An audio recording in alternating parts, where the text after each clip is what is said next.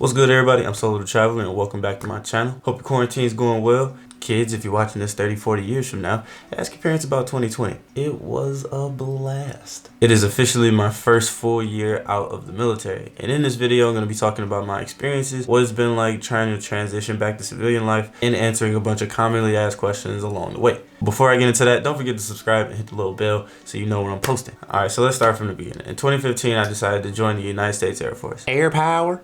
What he said, to be a security forces member or military police. Everybody likes to ask, oh, what was it like being yelled at by a drill sergeant? Was it hard? Like, whew. No. Like, boot camp was honestly funny to me. I thought it was hilarious. I didn't get in trouble. I just watched what people did when they got in trouble, and I just didn't do that. As far as drill sergeants go, my mama yelled at me worse than they did. And I know it's not their fault, but like, Air Force is soft. Air power. While I was going through training, I was notified that I got orders to England. Got stationed at this little no-name base called RAF Alconbury as a law enforcement officer. So like writing tickets, pulling people over, singing the Bad Boys theme song when nobody's around. All the normal cop stuff, all that. This is actually where I got introduced to and where I did the bulk of my traveling. Got to do this, and even did this for some reason.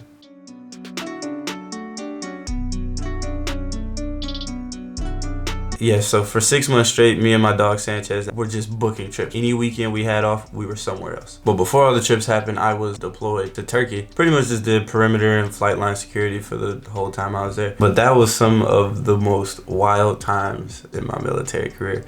Like, while I was there, we were locked down in the base. An airman almost got abducted. A military coup happened. And during that, they cut the power off to the base. It was crazy. I got to spend it with my dog, Charles Trio Weisinger. Oh, I totally could have found a better picture to put up there, but that one just seems right. Going through all that with him by my side made things 1,000 times easier, so much love to the homie.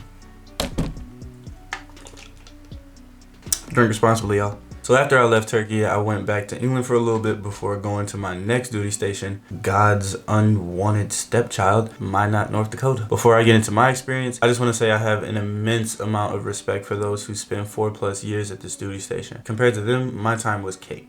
No cap. So I definitely have to show love to you guys. All right, back to it. While I was there, I was doing nuclear weapons security. I spent most of my time on the flight line though as an area supervisor. Every now and again, you know, I'd find myself in the WSA. Again, not complaining because there's people that spend all their time in there. And I love y'all. It was just cold and it was boring. I think the coldest recorded temperature is about -60, which is like -51 in Celsius for all my Celsius users, which is pretty much everybody. I can't think about Minot without thinking about the people I went to work day in and day out with. Like, I owe them so much. So again, thank y'all.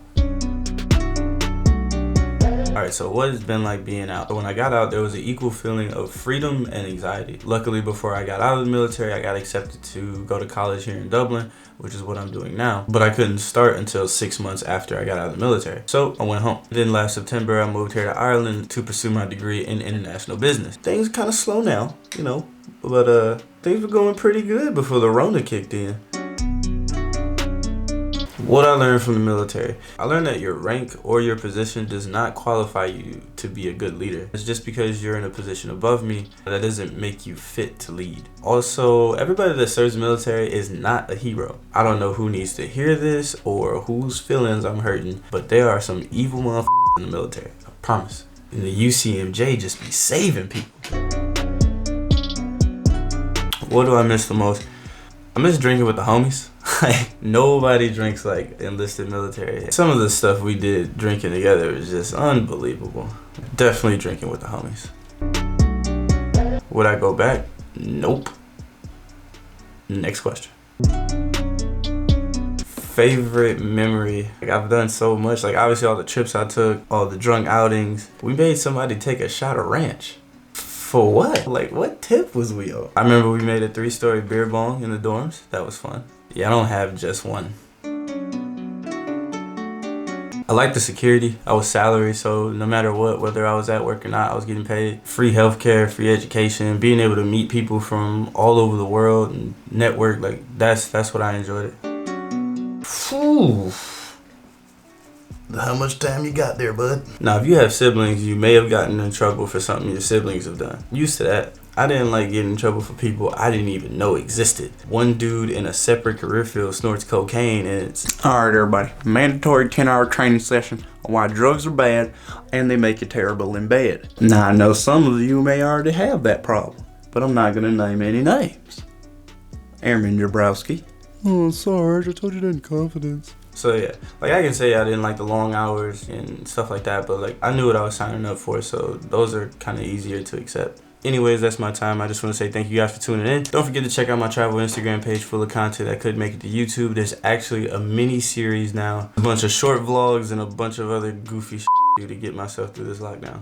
You guys be safe out there. Don't forget to wash your hands. This motion, that's the important one. That's the one we don't do all the time. And I catch you guys on the next one. Peace.